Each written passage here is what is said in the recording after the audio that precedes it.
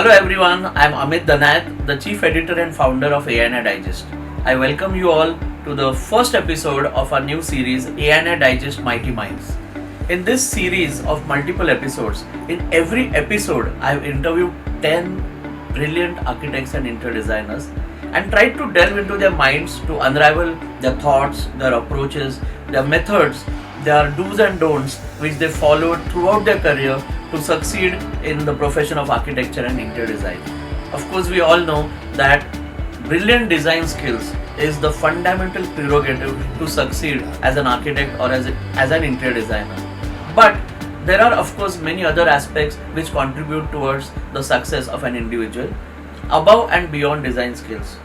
In this episode titled Cinema and Design, we have interviewed a brilliant group of architects and interior designers who, through their sheer hard work, their brilliant design skills, their approach, their methods, their efforts, dedication, have achieved amazing success in their career. We have with us architects Pallavi Neve, Jyotindra Nikam, Omkar Agashe, Poonam Sardesai, Kalyani Kulkarni, Kaushik Sardesai, and interior designers Sarang and Kavita Masgavkar. I hope you enjoy this episode. Happy viewing, friends. Very good evening, everyone. Thank you so much for accepting my invitation to be part of the ANA Digest Mighty Minds. Thank you so much. Let's begin this episode with Pallavi. Pallavi, in the world of cinema, especially Indian cinema, there are two major popular genres of films: art films and commercial mainstream cinema. Does something like this exist in architecture or interior design? Yes, it certainly does. I can totally relate to this phenomenon, you can say. Um, as you say, commercial cinema, you can relate to big budget films, multi star cast, and fantasy, and substance may not be equivalent. Similarly, when you see, for example, interior design projects for houses, you can see glossy, big budget housing interiors. For that, people do go to different countries to fetch the furniture. Uh, all things, it's like an ensemble cast where things are put together to create an aura.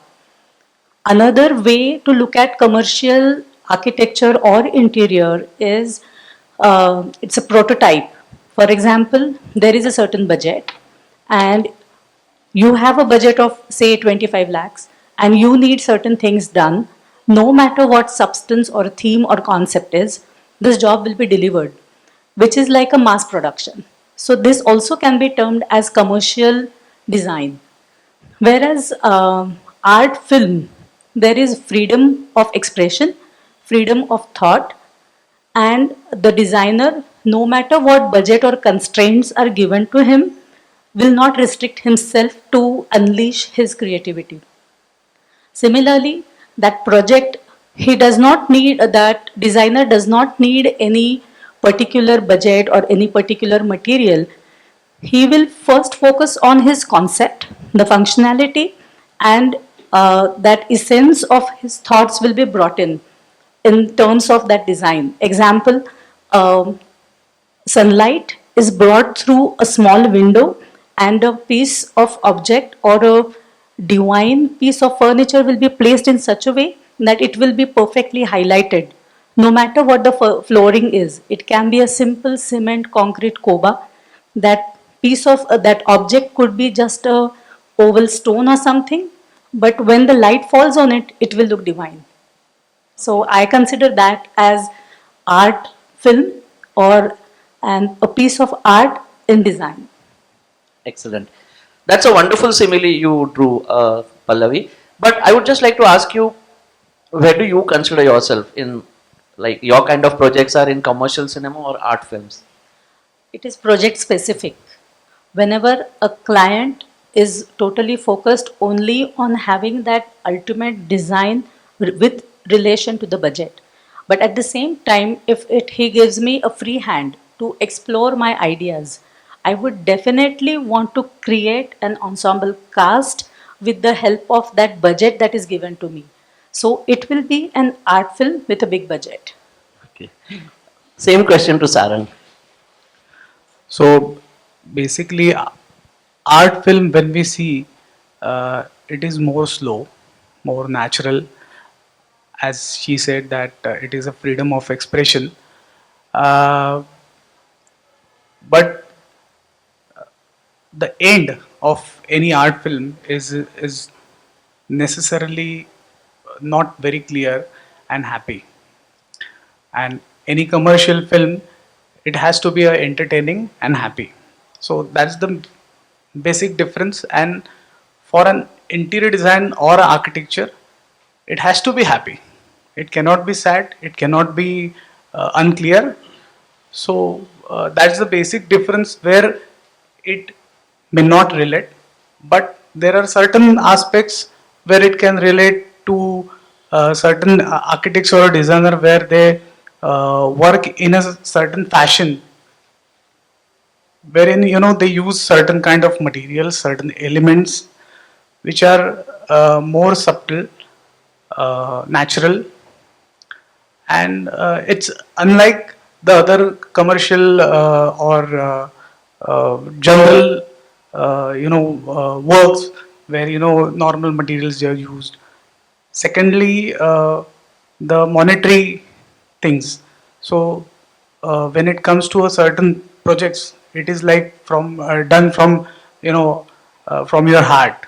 So no matter what monetary gains you are having, you may overlook there.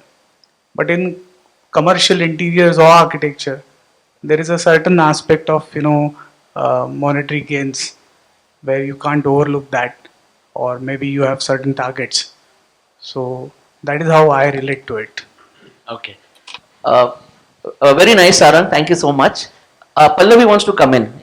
Yeah, as he said, art films generally tend to be a sad end. That is not the case always, because there are art films which have an happy ending, and similarly, the project can have an happy ending unless and until the client is totally happy. He will, the architect who has designed that project will not get a continuity in his projects. So, if he has succeeded and continued to be a successful architect, that means his work is making people or the clients happy. Any particular example comes to your mind on these lines? For example, I recollect one project designed by Nari Gandhi. It is in Lonavala. Uh, the bungalow resembles to a cave architecture, and the window I was mentioning was a very small opening that was carved out in the exterior wall, and the light was perfectly focused on that stone, which was a seat.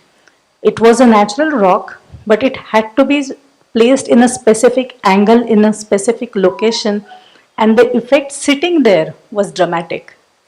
I can also state one example where Khadakwasla backwaters, there is a bungalow which has three arches. The living room, you have to step down to sit in that living room. But when you sit in that sofa, what you see is the peak of Sinhagad fort from each arch, perfectly centered in the arch. So that is the precision and perfection of that design. So that is what I call as art design. Okay. Point made. Sarang, so thank you so much for your opinion on this. Jyotindra, coming to you with the same question. Okay. Uh, I think that getting a parallel between a movie and architecture, the primary difference is movies are basically for entertainment majorly, and architecture or designing has a constraint to it, it has a functionality to it. So here I would differ in terms of having two different they might be different ways of looking at how it is designed, but I don't think that there is a parallel between commercial cinema and designing, because there are particular constraints in which we have to design. There is a functionality, there is aesthetics that has to be there, there is an experience to the space that has been designed, which are necessary. Whether the budget is out of the roof, or the budget is low. I think it has to have, it has to cover the functionality and other aspects, and that is why I don't think there is any parallel between cinema in this aspect of commercial and the other this thing. Okay, just to elaborate, we recently saw your award-winning project Twam restaurant Okay. as a rustic ambience because the need of the project was that maybe Yes. the client's brief or your interpretation of the client's brief. And suppose the client had a different brief, the nature, the concept of the restaurant was different, which needed flamboyant materials, as she said, Right. and reflective surfaces all over, and a Yes, bling yes. of colors, materials, and all. You would have done the same because your client needs it if it fits on the fundamentals of design. Right. So, according to you, fundamentals of design are the same whether it's an art film or a Correct, commercial. That's what you correct. want to say. That is what I But what happens when an architect who has an inclination towards the art trend, which she, an inclination. Say, Okay. when Girish Doshi sir comes to our mind, very frankly, or Nari Gandhi she mentioned, and some who have a flamboyant style of design using materials. According to you, it's the same. The fundamentals are the same. fundamentals. So what happens if a client comes to you with that kind of, and you feel fundamentally it is wrong? But so for example, Twam, and you feel it's opposite. So an art film maker is approached by a commercial cinema mainstream producer. So how do you? I would change. I mean, I would think that that is the style of a particular designer, but he still has a process in which he can or should adhere to the constraints of what the project and the brief is from the client. So I think, for example, even Doshi sir, he has his style, but if you ask him to design a school, he will design a school differently than a bungalow, than any other. I mean, he won't restrict himself to saying that no, I won't be doing multi-story building, or I will be doing only these kind of houses. So I think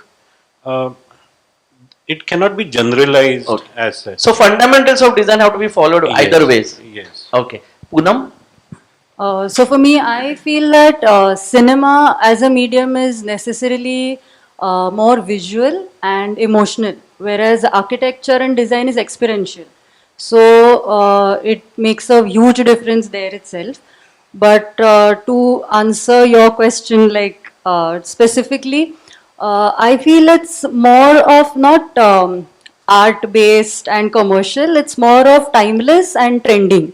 So you can use modern materials and still create something which is essentially timeless in nature, which in the West, if we see like Zaha Hadid, Norman Foster, of course it is a specific style which everyone may not agree to.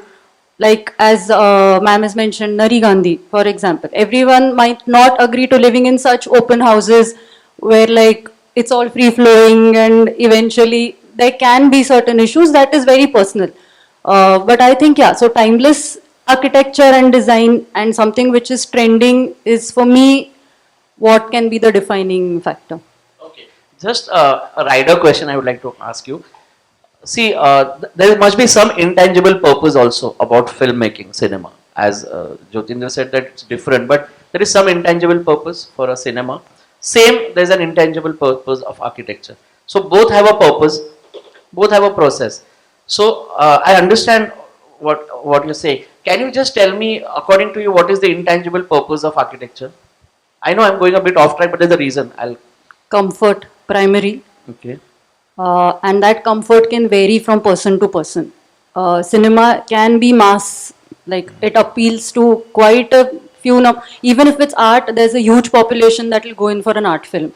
So even if I'll be artsy in my head, I would love to go for like a commercial film, because for at that point of time my mind might say no, I just want to go for like a no-brainer, enjoy and come home.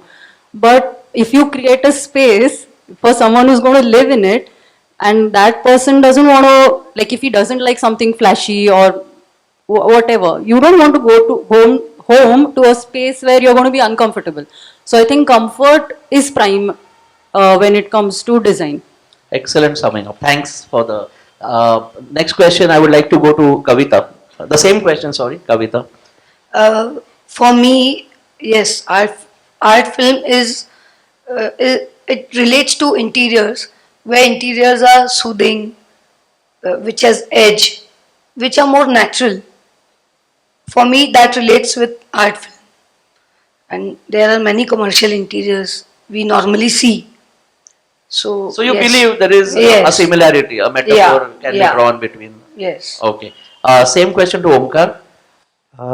In my opinion, where it draws parallels are the the way each side of the spectrum, whether it's arts or commercial, they both have fair share of success as well as failure. So typically in a commercial film, it doesn't necessarily mean that it needs to be a no-brainer. Okay, a very strong topic can be taken up and still be appealing to the masses, and that then it becomes very difficult to have the differentiation between whether it was an art film or a commercial film. We typically relate to an art film where a subject is of importance and budget is not. I mean, the budget is a big constraint, but that necessarily is not the case. You may have a big budget and you still take up a very strong topic and portray the way it might appeal to the masses.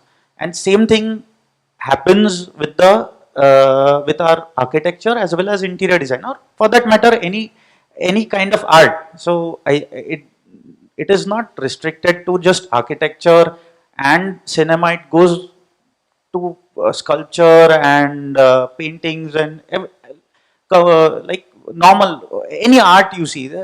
It's finally the aesthetics. So as Poonam rightly said, architecture is experiential. I feel films are also experiential. They are not just visual, because sometimes they impact you so much that the film remains with you for a longer time. I think it's same with architecture. There are a lot of I think structures and buildings which remain with you for a long time, and you kind of relate to it in your future projects also. Any particular latest project which you've seen which has blown your mind? Not designed by you, but designed by someone whom you know personally. I feel the Gherkin is quite iconic to the London skyline, and it seems it coming out of nowhere, and it remains with you for a long time. So I think that would be That has stayed with you. that stays with you no matter who you are. It stays with you. So that's. So you find it in the commercial mainstream cinema genre or the art film genre if you draw a parallel? I find myself in between, because I would like to explore myself, but still not. I mean, I would not like to impose myself on my client, wherein I have chosen a palette and that needs to be forced upon. I feel that clients' needs are very important, and then you adapt yourself to try to bring out your potential in that spectrum. Kaushik, the same question to you. I think it's for me personally. I mean, it's come down to a time where it's a matter of perception now. You know, because the market is so active, competition is really high. So I think the projects, how you portray them, is a very crucial aspect in this. Like, I agree between the parallels of films and architecture interiors, but sometimes you know, you do a project which is very artsy but you portray it as a commercial project, or you do a project which is very commercial but you portray it as a very artsy project, and you know, all the viewers on maybe social media or magazines end up thinking that, you know, wow, what a project. But when you go into the details of it, be it practicality, functionality, budget, is the client happy, or was the architect so strong in his beliefs that, you know, he ended up imposing his design?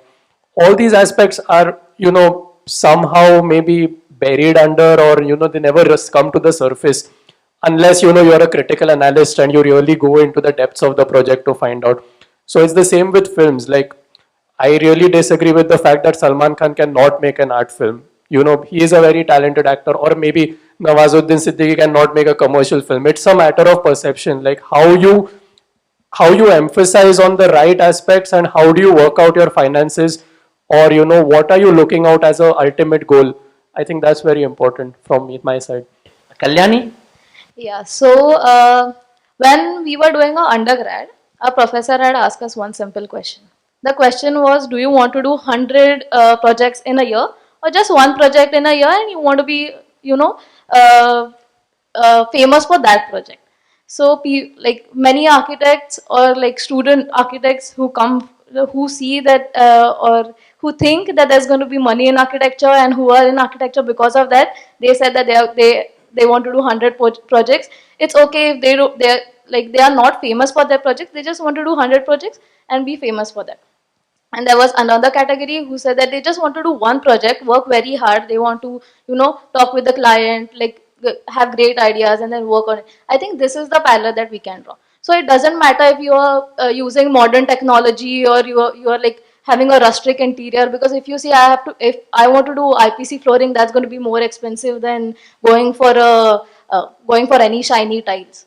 Okay, so I don't think that's the thing when we consider art and commercial. It's how much you believe in that project. So if you just want to make like 1,000 buildings and be like, that's it, that's a commercial architecture side of that's one side. And then another side is which is very rooted within you. So if you see Anish Kapoor's or even the Berlin Museum, it's not necessarily happy architecture. It's thought-provoking architecture, or I think art in architecture is how you freedom of perceiving that space. So I think if you like we don't get that many projects, but we had one project which was like a complete commercial project which had like high budget which were high budget interiors, and then we had a project which was really rustic, very small. But then we were as individuals very involved in that project because we had the liberty to think over it. We had the time frame to work on it. If we didn't like anything, we could scrap it out and then restart it. So I think that's what I see in commercial and Very interesting perspective to this question. A different angle altogether. Saran, you want to come in? Yeah, so basically, continuing with this discussion, if one has to do only one project at a time, it is not commercially viable. So, if Amir Khan is doing one project at a time, he's charging a bomb, definitely, or he's becoming a producer for that film, for that, extra monetary benefits. So it is never be a commercial success if you are doing only one project and doing it very passionately. You have to do, and probably in cinema it can be possible, but I don't see that in architecture or interior design. This is a You want to reality. rebut, or you are in sync No, like with this? Amir has also done Andaz Apna Apna no, at the beginning of his career. So he didn't start with like any art stream. So which is fine. I think you're free to sometimes go towards art, go towards commercial, and then find the perfect blend. So I think nowadays it's a thin line. Okay. Earlier days, when it like Nasiruddin Shah, it was a distinctive lines between a commercial cinema and art films. Nowadays, like Okay, I was not going to do this, but now I just want to come in with this. Since you mentioned, there are method actors like Nasuddin Shah and Nawazuddin Siddiqui. Okay, they are known as method actors, and many are not. Do you think something like this also exists in architecture and interior design, where some architects or interior designers can be considered as method, parallel to method actors, and some not? yes, it does. You believe? Yeah, I believe. But in today's condition, those architects which I'm, looking to, they are equally capable to do a commercial job. So it's not like that. There are certain architects who are only doing that kind of job, and there are certain many architects who are doing only generalized work or a commercial work, we can say. So yes, I believe, but then those architects have that capability, and eventually what happens that over a period they are known for that kind of style and work, so they get that kind of clientele. Interesting. See, this question has the same overtone, but the foot is on the other shoe. the earlier question which I asked whether commercial cinema and this, even about this now, but the foot is on the other shoe. Earlier question was about the project and its genre. This is about the professional, the architect or the designer. I'm interested to know Jyotindra's opinion on this because of his answer for the first question. That do you believe that say Nasruddin Shah and Nawazuddin Siddiqui are known as method actors? Can there be a parallel drawn in your profession?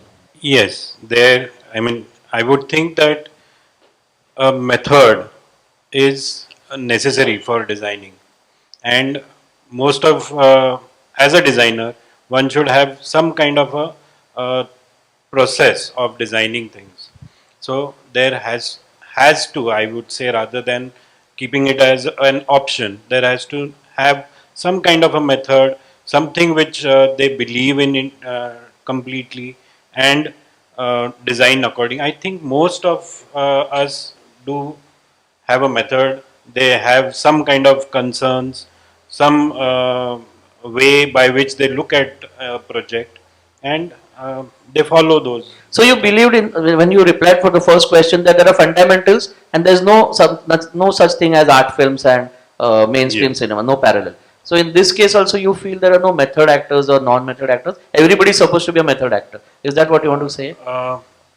Everybody is a method actor. Yes, I would. You believe that? Yes, has to. I mean, if we are talking about design, if we are talking about decoration, it's a different aspect. No, I'm speaking altogether. about design, but Yeah. then who regulates? See, films at least have censor boards.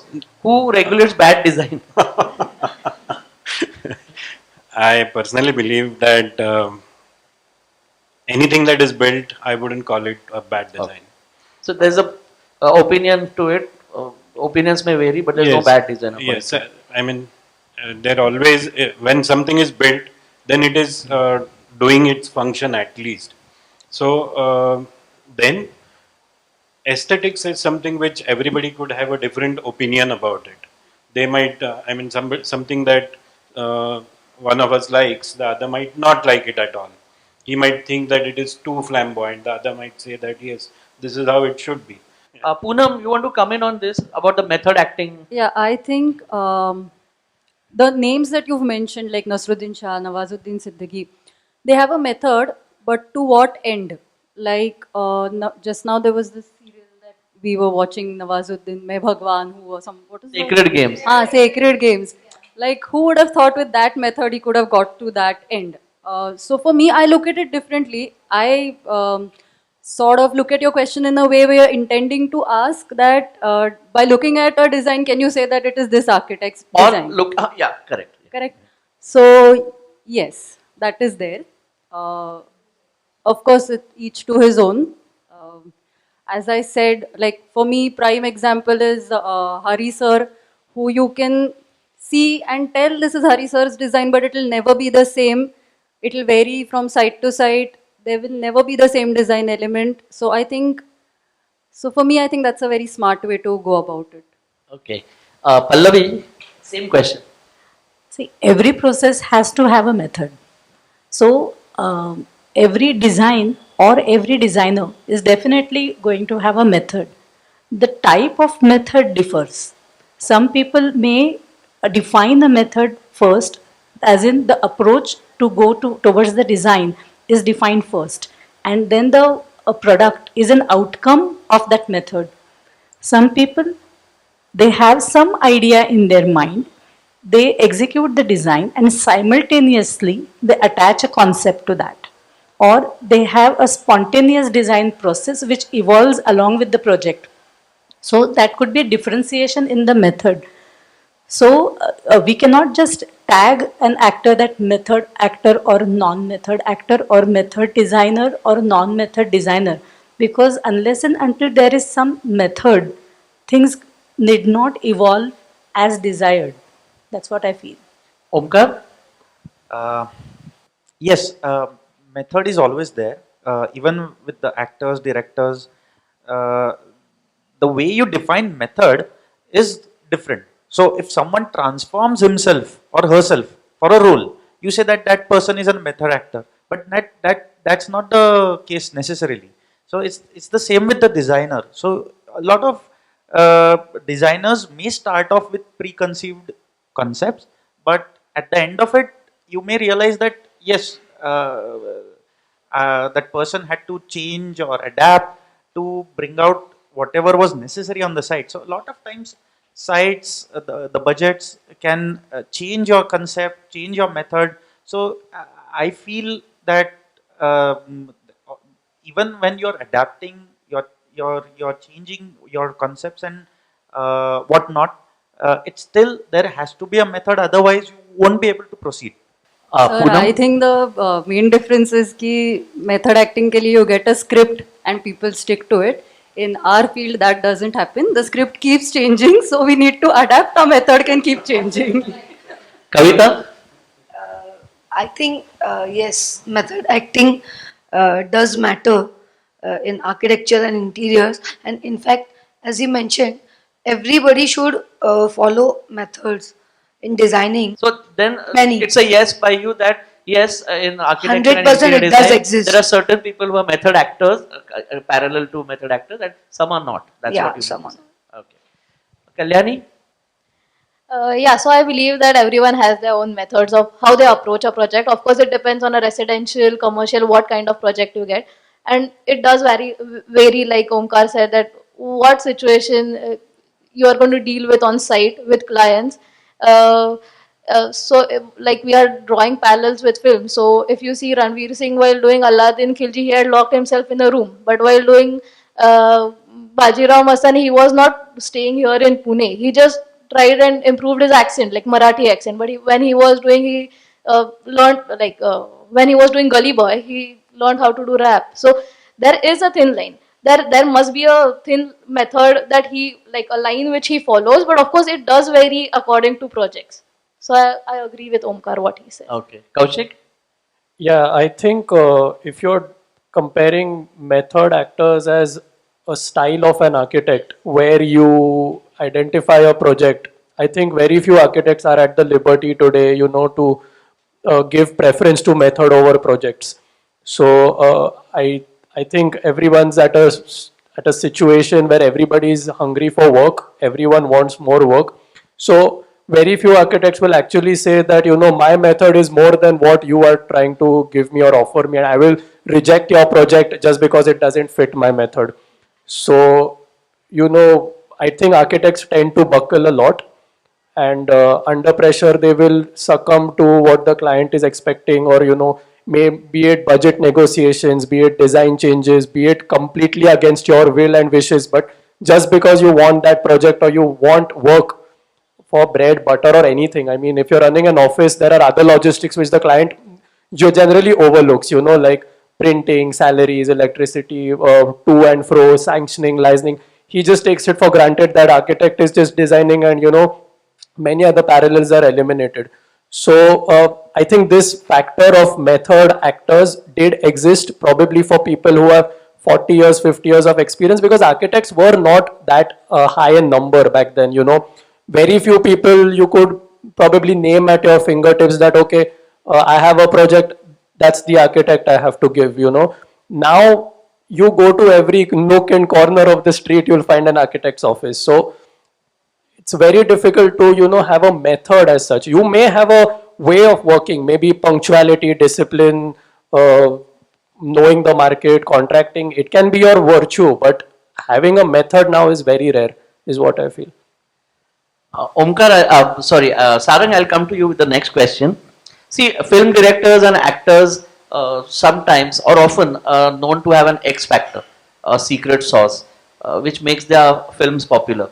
We can name it a trick. So for example, Amir Khan's socially relevant topics for his films which he chooses, that's his X factor. Or Salman Khan's punchlines in his films. Or Sanjay Leela Bansali's costumes and sets and music. Or Ashutosh Gowarikar's period films like Lagan or Jodha Akbar. So these are the X factors.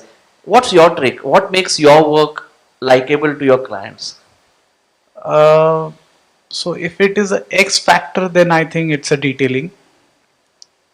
So whenever we are designing anything, we don't use a lot of shapes, or we just don't do a designing with certain idea. It is a design which is completely detailed out. We do tons of detailing, uh, and the material fusion. I think that's the X factor. And color, yes.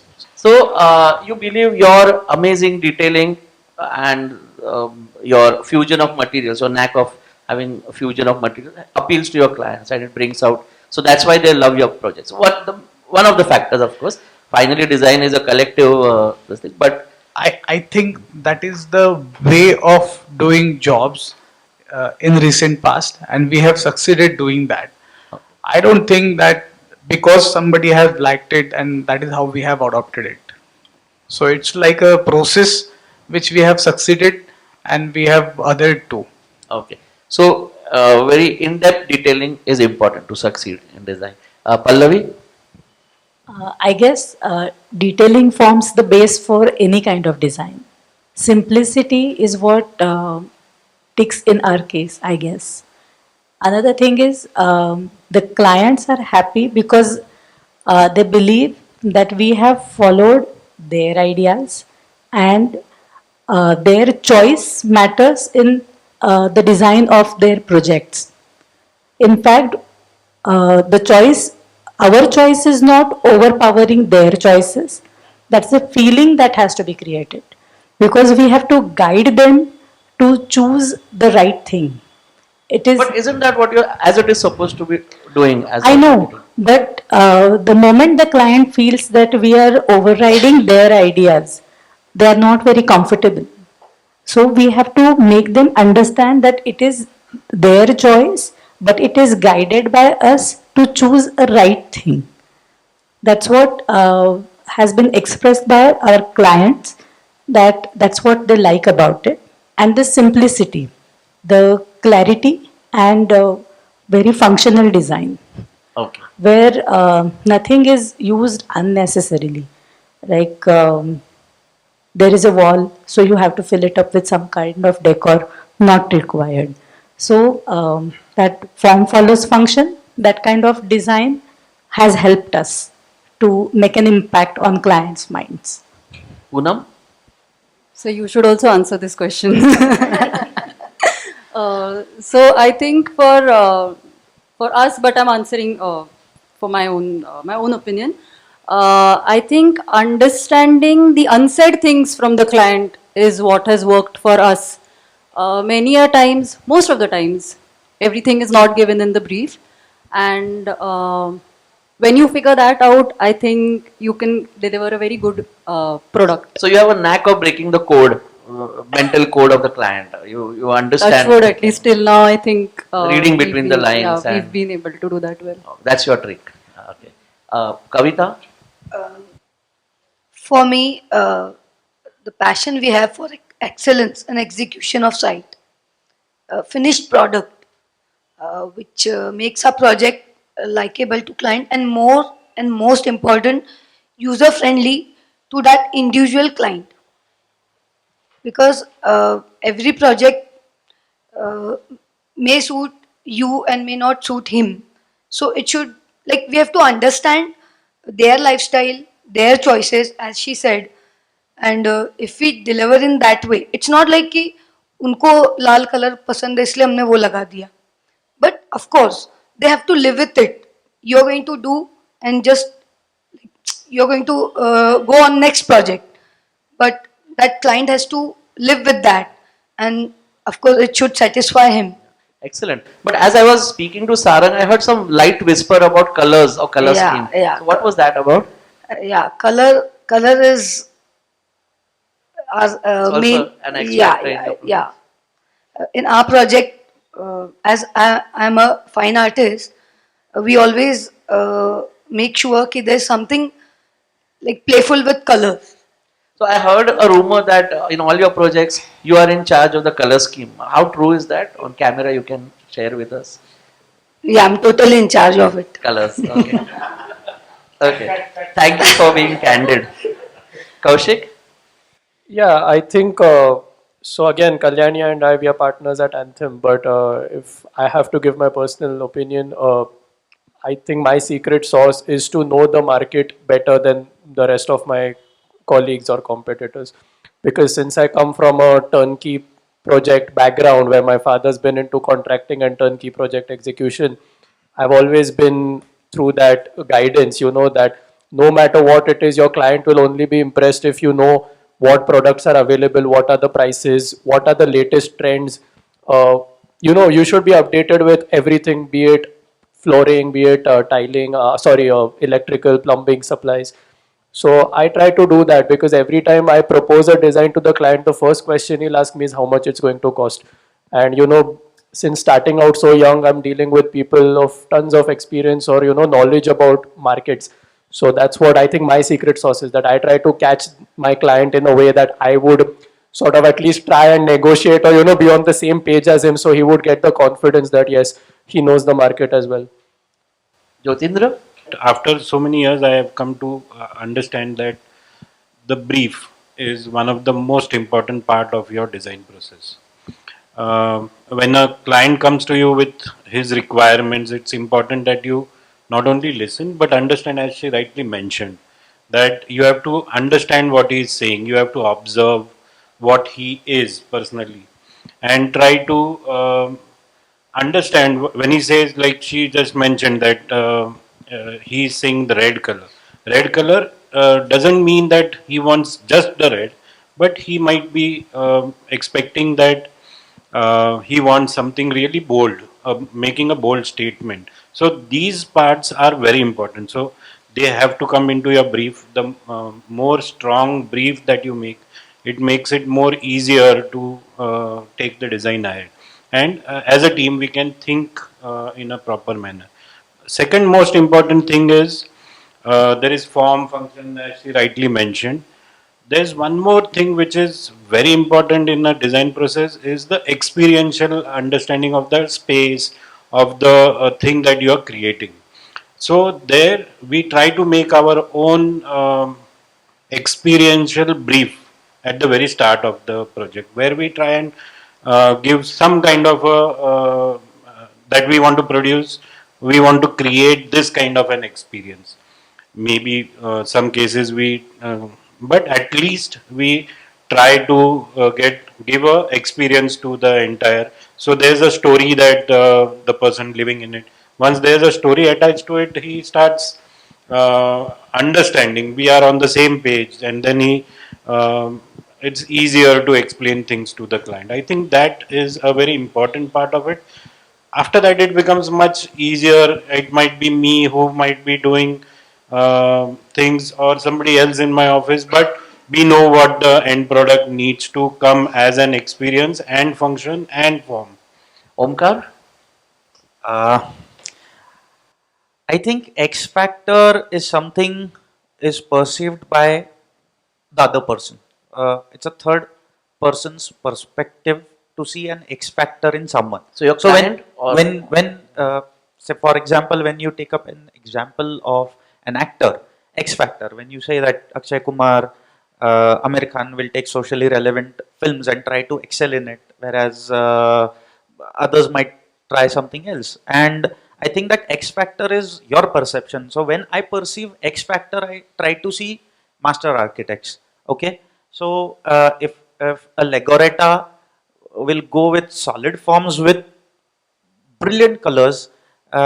Zaha Hadid might go for free flowing forms, but those are X factors seen from our perspective. So when it comes to us, to our studio, I don't think there is any X factor as such, but you're trying to create different accumulations of things which end up going towards that X factor, like being disciplined, being honest, uh, being punctual. I think those are the virtues which client is going to appreciate at the end of the day, because here the client has already come to you because he expects a certain kind of design from you. So that expectation is something a client takes up at the beginning, but the way you create your rapport with the client, I think that is the X factor which I think it has worked for us. So eventually a good rapport will will be appreciated in the long run. Design, of course, a design may succeed or fail. There are many factors to it, but you being of a certain personality is very important for me, and that is the X factor which I look to excel all the time. Excellent. Kalyani? I just wanted to. Yes, yes, Poonam. It is like before you had a Mac, you didn't know you need one, but once you have it, then that's what you want. So I think that is what I personally would want to give the client. Like you didn't know you needed it, but now you have it, and that makes you happy. Sort of. Enhancing the client's lifestyle, giving them something more than what they had expected is your X factor. Kalyani? Yeah, so like Kaushik mentioned, we do turnkey projects. So we do designing, licensing, contracting, everything. So our journey with the client is a long journey. So I think our X factor is we try to connect with the client. We try to have informal conversations. Many a times, what they give in the brief is not what they want.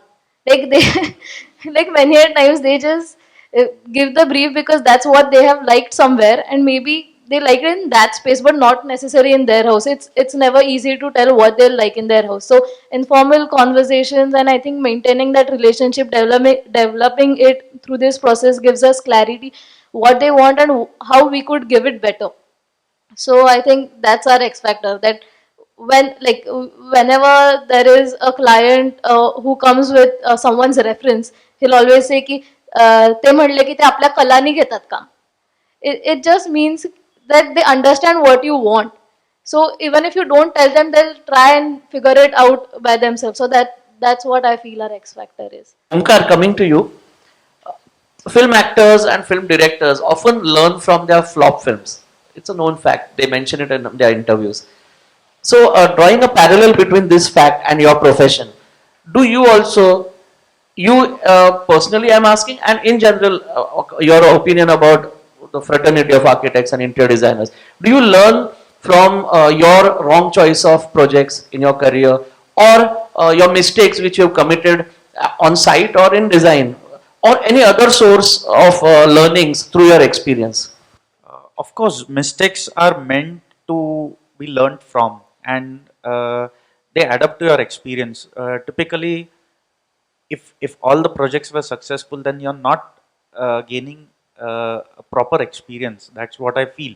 That doesn't necessarily mean that you need to make mistakes, but there again there are so many factors where you feel that you have there could be a mistake, but it not necessarily mean that it's a failure.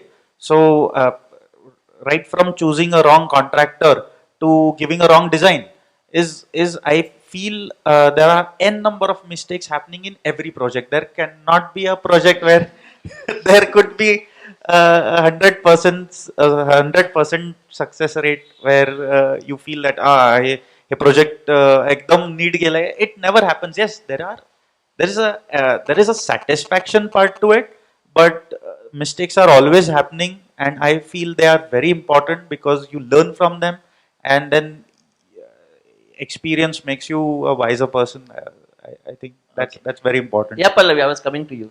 I guess it is more important to admit to yourself that yes, this was the mistake, identifying what went wrong, and then trying to correct it.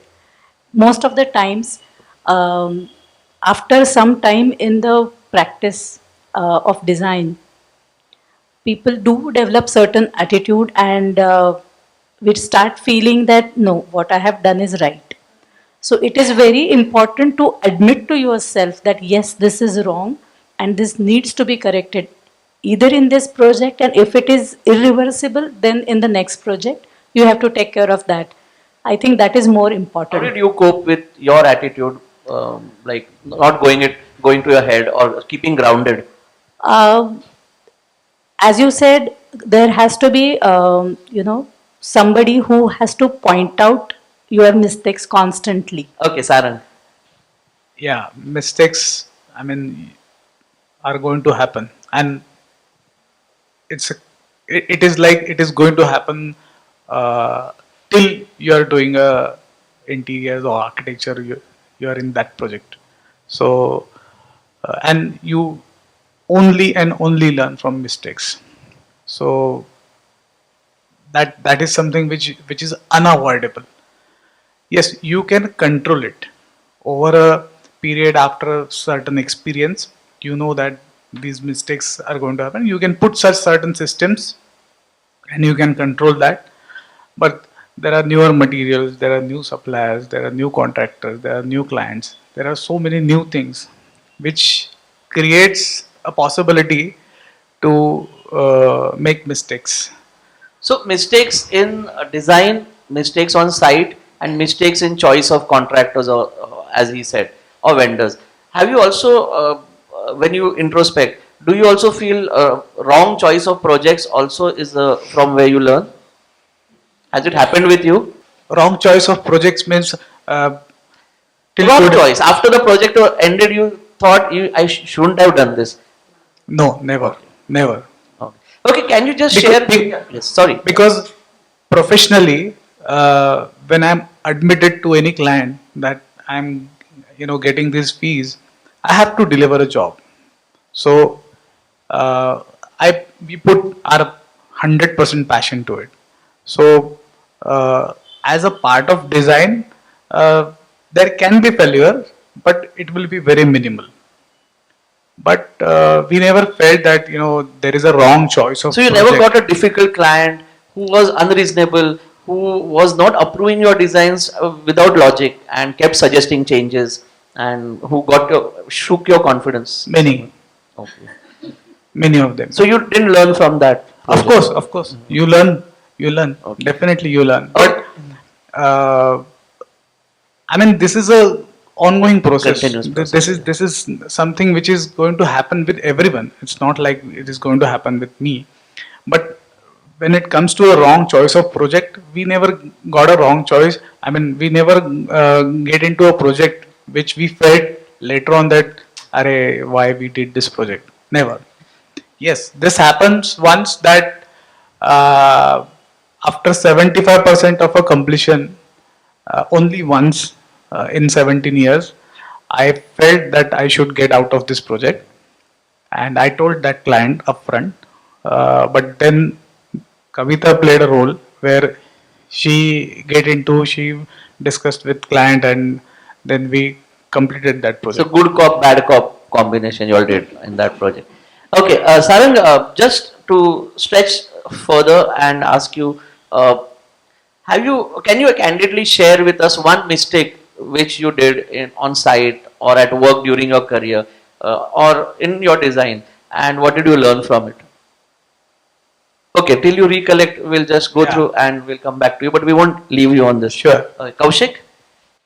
Yeah, I think I quite agree with what everyone said. So, just adding a new insight that I think mistakes should be a secret between architects and clients, and they are meant to be corrected. And if you can identify your mistakes maybe before the client realizes them, or even being honest and pointing it out that sir, I need to correct this, or we need to take a call on this, is something which is very crucial. And again, mistakes are subjective. Like for example.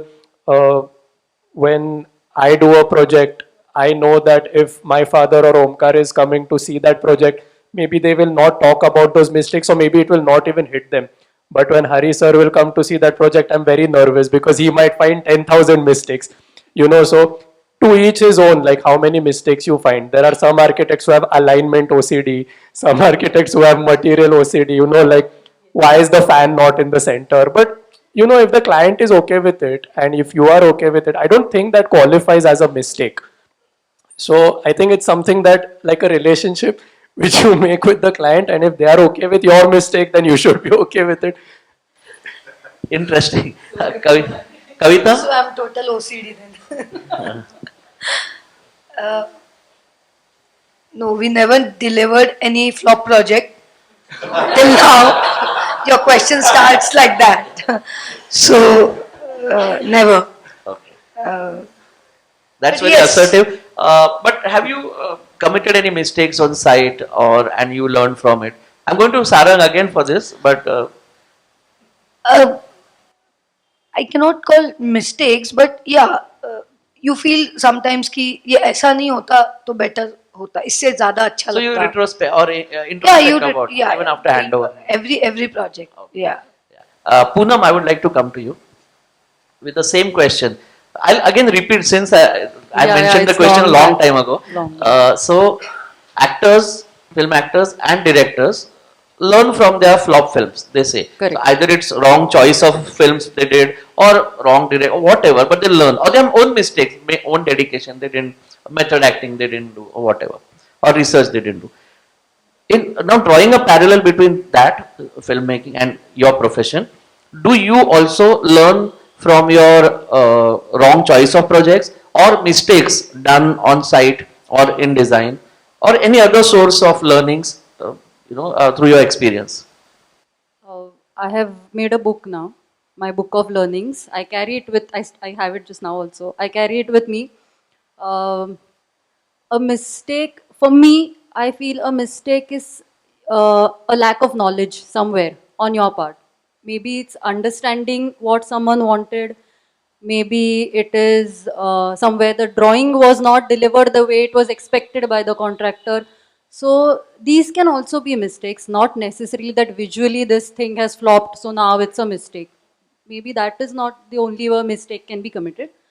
And I think 5 years of architecture, lots and lots of redos, sheets torn and thrown out of the window, and 2 years of masters has, I think all architects are quite thick-skinned. So, and I think yeah, like bring it on. It's Can okay. we see the yeah, you can see it. book of learning?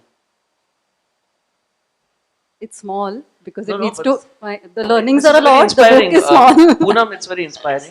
So just show us, don't show us your mistake, but you can show us the book of learning. Yeah, thank you so much. That's wonderful. Yeah. Coming to Kalyani. So I feel on-site mistakes are going to happen. They are bound to happen in contracting. 100% they are going to happen because you are dealing with uh, yeah, like many people on site. There is going to be lack of coordination. Something is going to happen. But what I feel is because me and Kaushik deal with digital architecture heavily. So and because there like the machinery that was available in London when we were working there is not available here. And when client like they approach us, they come with this thing in mind that they are going to bring a blink factor or a digital fabricated sculpture or something to this project. So we have made this I think we have decided that before committing we'll just fabricate a small piece of it, because of course there are going to be mistakes. We can't commit before we have everything in our hand and we know that we will be able to fabricate it. So I think that's how we proceed with our projects. So prototype or a yeah, mock-up. yeah, yeah. But you bill it to the client, the cost of the prototype. That's or- our R&D as well, because it helps us with further projects. So if we know that if we are working in triangulations, so we know that once this model is ready and this kind of machinery is available in India and very readily, and then we can deliver the whatever we have decided on site in the time frame that's given, then of course it helps us in further projects. So it's we don't charge the client, of course it's for our learnings. So yeah. Okay. Jyotindra? I think everybody has put a lot of light onto it, and I think on a note that it is the best educator. Whatever mistakes you do, you don't learn everything in the first 5 years of your learning as becoming an architect. What you learn after that is the real thing that you get, and you don't have to pay for it. That is the best part. Sarah, we won't let you go without that. No. But mistakes done by my team, many a times we have paid. So we upfront proactively reached to client and told them that this is something had happened and this will cost this much that we will bear. There are some kind clients who bear that cost, but then we feel that that's our part of job, and we reach out them before they get to know this. But once we were doing one office in Wakrewadi, and the target was 40 days. So it was a very, I mean, at the time, 100 labor was working in that office, and my drawing was false ceiling drawing shown certain height for a certain area, which was wrong. And in next day when I went on site, I saw that the ceiling is made wrong, but client was not there. None, I mean, none of the client person was not there. So I asked my team that, because there was no possibility where we can go back and change the ceiling. I told my person that the ceiling height is correct, the drawing was wrong. This is what you have to tell client, and call him and tell that my drawing was wrong, but the ceiling is done perfectly. So we managed somehow, because that was That's the also a trick. show must go on. Yes. I think I agree with Sarang. We have been in that position where a lot of times these things happen. I think it's not to be blamed, but sometimes the new culture of copy pasting in your drawings bring about mistakes which are quite, I mean, it's very unwitting on our part to overlook those, because sometimes, very rarely, we have a process of checking the drawings, but it recently happened that the legend was wrongly mentioned, and wrong tiles came on site, and then we paid for it, and but again, one or two times the client were kind enough to overlook that, and it was an honest I mean, the client thinks that it's an honest mistake.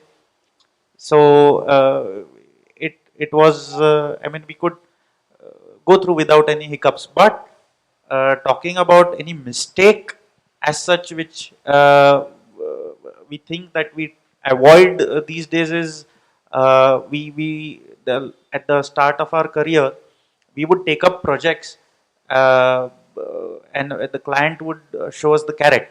So the client would be like, they'll show the whole house, and this is the renovation part, and you take up your 2 hours of showing the toilet पण renovate करायचं, हे पण करायचं, and at the end of the day he says like, आता आपण फक्त TV unit करूयात, and then we stop. I mean, it's something we learned, that we try to understand if the client is showing a carrot or not.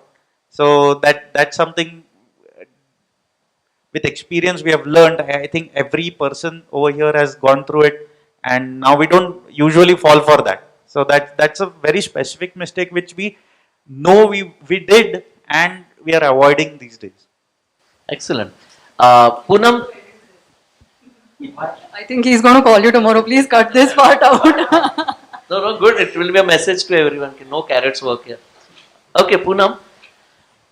Since we spoke about method acting and method actors, sometimes or many times an actor goes inward when just before beginning of the new film to get into the skin of a character. It's a known fact. So, do you also go inward, or what mental process you follow after you receive the client's brief of a very important big project, pivotal project according to you for your career, maybe your best work yet? That's what you feel. So, is there any process you follow to go mentally inward and find your creative groove before the project begins? So I think the process is same irrespective of if I think the project is pivotal or not. Even like as Omkar said, yeah, sometimes we do design only TV units, and that is also as important to me. Whereas if you're going to go and design the client's farmhouse, I used to till now honestly go super deep and then think and do a lot of research and then do like 3-4 options and then first convince yourself and all that I used to do. But I have recently realized that instead of going inward, I need to step out. I need to take a step back, be a little patient and smart about it. And sometimes it's okay if you give the client just 2 options, because that brings out more from the client's end, and then you can put in better work. So I think that is something that I have started doing recently.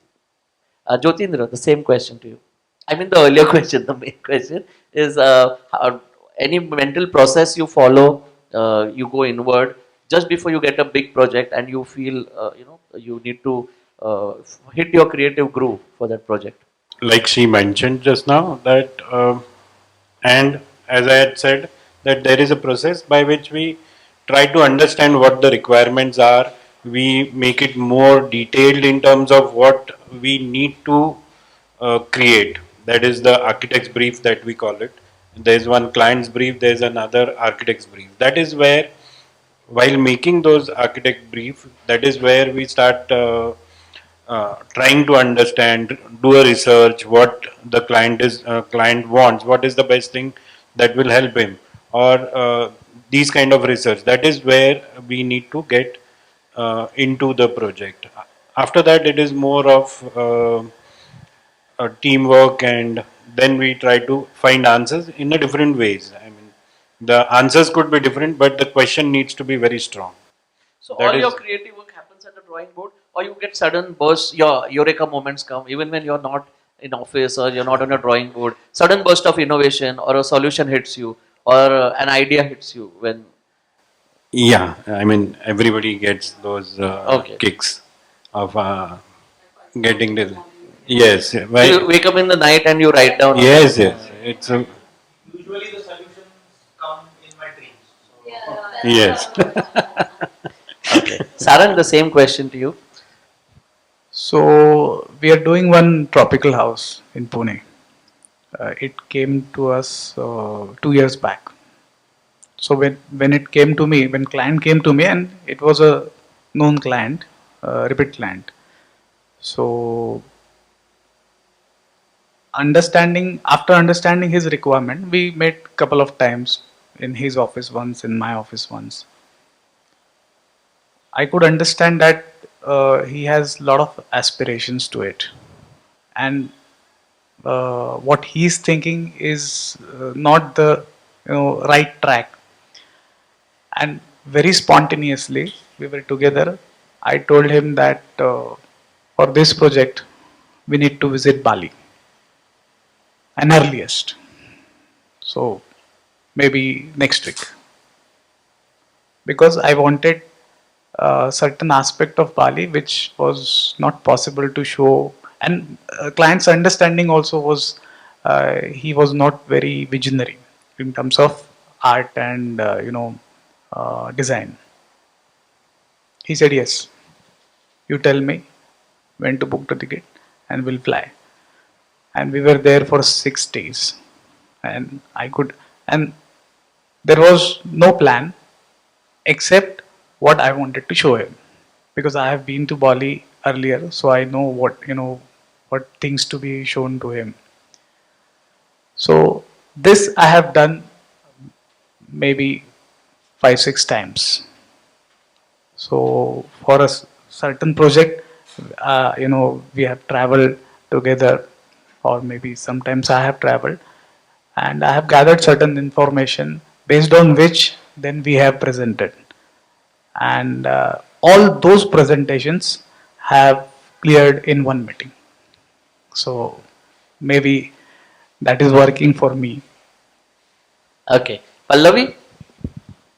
For me, making the master plan first works the best.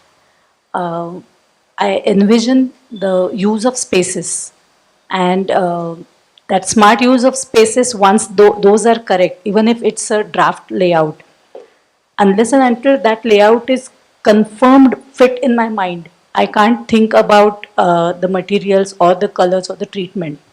Once that layout is done, then I get onto the finer aspects of the project. Then you have to think about the materials and the use of colors, project specific. For example, we were doing a guidance clinic for autistic children. So once the space management was planned, we had to think about what kind of materials will be comfortable. Example, autistic children hear more than the normal people. So that research we did, and when they react to those kind of sounds, they bang their head onto the surfaces close by. So we had to line up all the walls with foam all the doors with foam. At the same time, since it was a guidance clinic, the children had to be observed by their parents.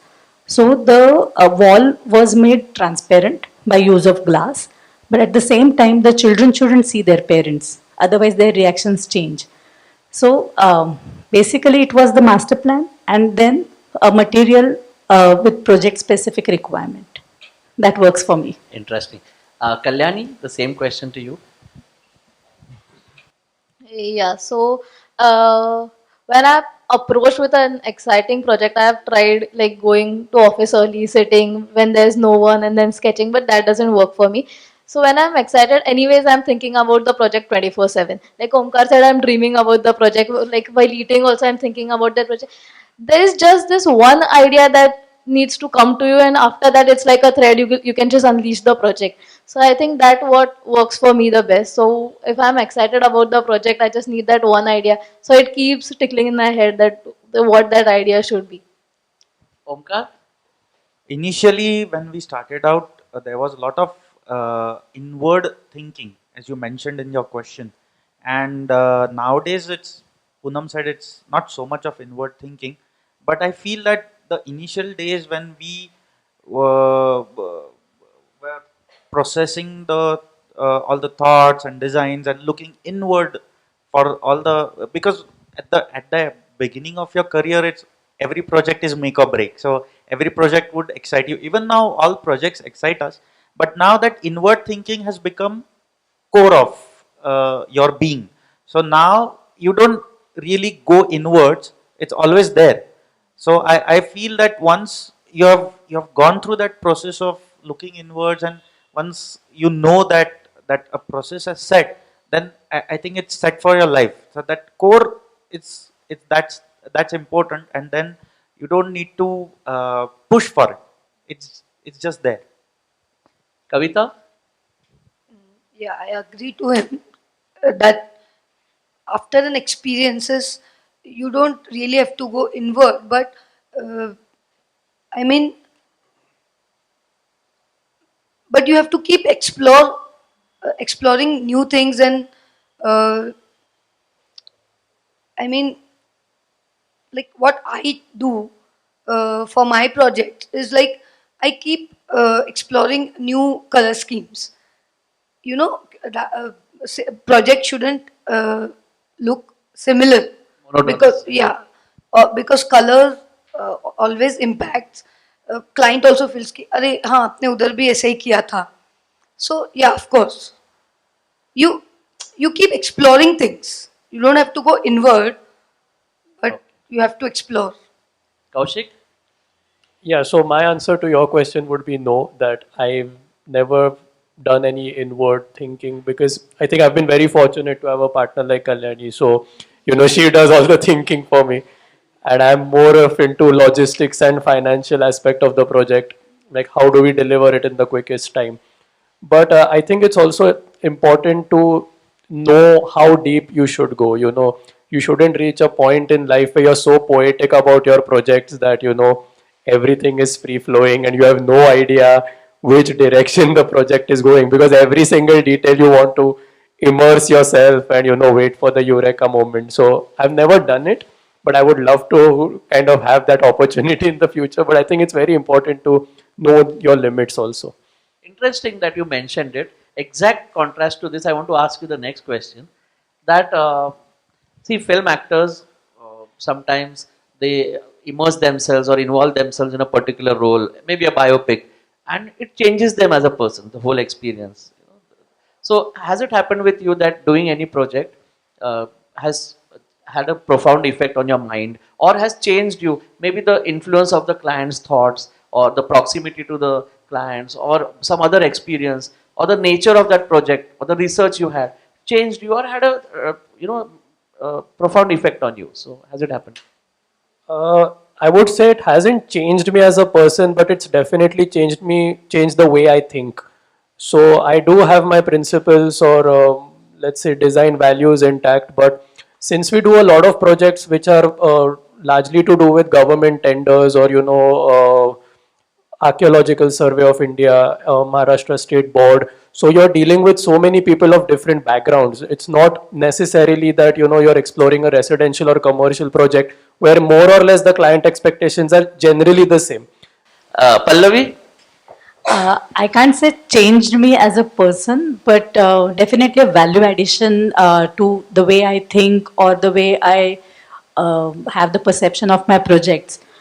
We did a project for a psychiatrist, and the office was a different journey. The client was quite adamant about implementing her ideas.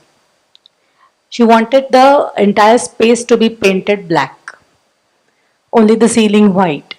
There was a terrace which we did a Kerala style roof, and the flooring was blood red with a pond in the center, a lotus pond. And we made sure that there will be lotus in that. And that office is on the fourth floor. Then her room is bottle green with a antique desk and particular leather chairs. So whatever space management we had planned was perfect, but we had not perceived the space to be like this, and we were quite skeptical about adhering to her specifications. But she said, "I want it this way." But since she is a repeat client and we have been working for her for such a long time, we couldn't say no. So we said, let's try. If it doesn't work out, including her parents or her peers, everybody was against it. But she somehow convinced us. But now we are very confident about using such bold colors. After that, we have painted black walls in at least 4 projects. Wonderful. Same question to you, Sarang. So when it comes to personal changes, we have a client for whom we are working for last 17 years. Over a period, I don't know about her, but I have adopted his human management. So I have learned a lot from him because I have worked so closely that every week, twice or thrice probably, I sometimes meet him formally, informally. I interact a lot. So from that person, I have definitely learned and trying to implement in my office personally. There is another client who came in our life maybe 10 years back from Mumbai. We did his flat. Now this is the 6th flat we have completed. I was there on Saturday. So that's the reputation. And now today we consider him as like my second father. So that's the relationship we have developed, and he is mentor for me, for us, and everything. I mean, I can share anything to him, and so personal level, if you ask me, that's the support system. My compliments to you, Sarang. It's an amazing, trait you have, or your approach towards looking at your clients, having such clients who are coming back to you again and again and have so much impact on you. And that's because you are also receptive and you're open to. It's an amazing thing, don't you think, friends? Yes, thanks. So I think people change you more than a project changes An you. example So you can give? everyone. Like from the labor who will tell me की madam हे drawing मध्ये हे बरोबर नाही दाखवलं इथे B मे ही कसं brickwork इथपर्यंत जाईल. So that each and every person on the site, from the client, working like vendors, everyone teaches you on every project. So that is like a huge learning. But I thought if a project, so project has not changed me, but people have People, they are impacted a influence lot. over you. Yeah. And that. Okay. Yes, Sarang wants to come in. Yeah. So last 17 years, we are working with certain communities, and they have taught me negotiation, and I have implemented in my life. Believe me. Once I have been to Hyderabad, maybe 13, 14 years back, I went to Hyderabad to select curtains for my Nanded site. That particular client told me that you select, but you don't tell that shopkeeper that this is good. Don't say this word, कि ये अच्छा है. Okay. So I've selected. I saw everything. Then I told him that this things I like. And then, so you had your lunch? No. So and then I was pushing off to Pune maybe in the evening. So he told me that now I will negotiate with him first. So probably out of 20, 30 fabrics, he negotiated 50 fabrics, correct, with him. And then at night he called me that I got whatever discount. So that's a learning. Absolutely. I never even wildest thought I will think that I will go in a showroom. I will not tell that shopkeeper what I am selecting. First I will negotiate and then I will buy. Many So that- times this is a learning. actually. designers forget that it's also a business, so the business of design needs to be and amazing that you learned negotiations from a client. Jyotindra? Yeah, all the sites, all the work have always given me something to carry as an experience. It has changed me in the way I look at it. But distinctly, if, I need to mention, there was this client from Tata Consultancy. He was on a higher managerial level, an engineer. So whenever I presented him anything, he used to ask, "Okay, I like this idea, but can there be anything else?" So everything that I put forth to him was questioned. Okay, I like it, but I can't compare it with anything else. And we were in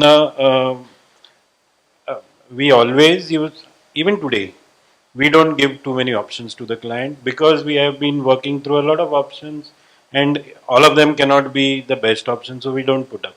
So for him also, we used to give him a single option or maximum two options. And he used to come up with the same thing that, okay, I like it, but I don't know whether it is the best.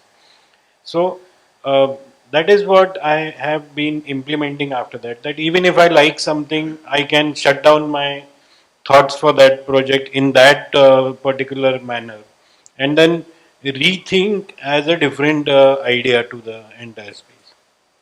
So that is what has changed me as a designer, as a person also, having a different view of the same question, of the same problems in a different manner. You can just shut down one perspective, get to some other perspectives, and that helps. That has been helping a lot after that. Omkar? Uh, Something to take back is, I mean, to change. I have not changed as a person, but what I have persisted with is gaining as much knowledge as possible, because your clients are from variety of fields, and it's very important to communicate with them uh, in I mean I feel the need to have that knowledge so that I am able to communicate with that person. So it's something I have not learned. Uh, I mean it's an ongoing process, but it uh, there was a big impact of this particular aspect where you need to have knowledge, a lot of knowledge besides your core profession. And that came through a client of my father's, and he's a big personality, and he was a captain of captain in merchant navy, and he had so much of knowledge and so much to talk to, and he could hold conversations, and that impacted me a lot. And I thought, if you are able to converse with your client, then that is going to take that project forward. And that came from that client, and eventually it had an impact. I didn't know that that was having an impact on me. And I try to learn about different aspects of different careers, different technologies, and then it's very easy for me then to understand a client's perspective and where it comes from. So it's very important to know what that client is doing. Kavita? I have learned from clients uh, design can be different what you have thought because of budgets. Selection can, like, you cannot be emotionally attached to your selections, or the thought process you have given. Client have taught me you have to leave that and come into their shoe and look at the thing. Kalyani?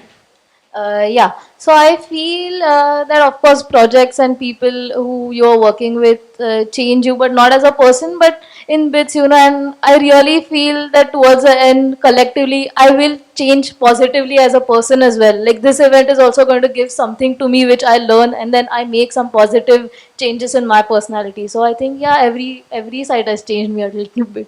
Excellent. Final question of this episode. Sarang, film actors and directors are often known to be very grumpy at work. They have some pet peeves. So, what makes you, or what angers you the most, or irritates you the most at work? I think it is somebody, if it's someone is lying to me. Co-team or co-workers not using common sense and making mistakes. People who are not punctual or people who are not able to manage their time properly is something that's very irritating for me.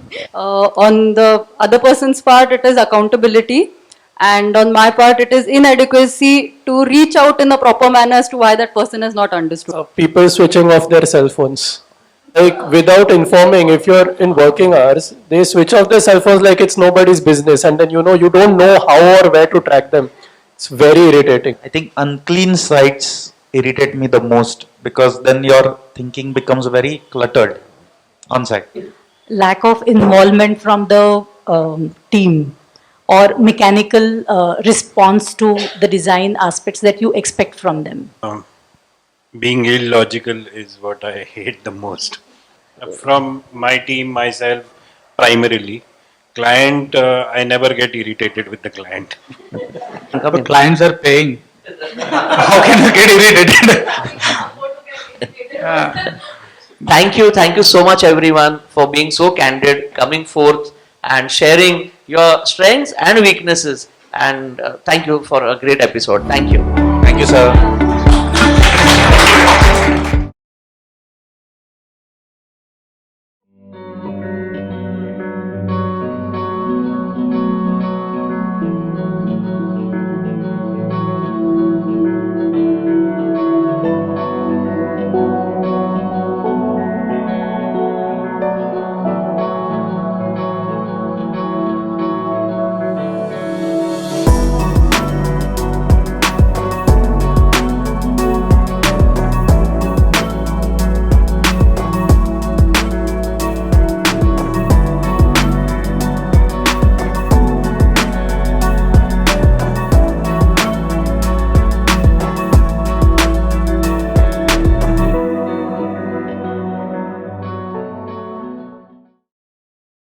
Let's put our living stereo stylus in this groove.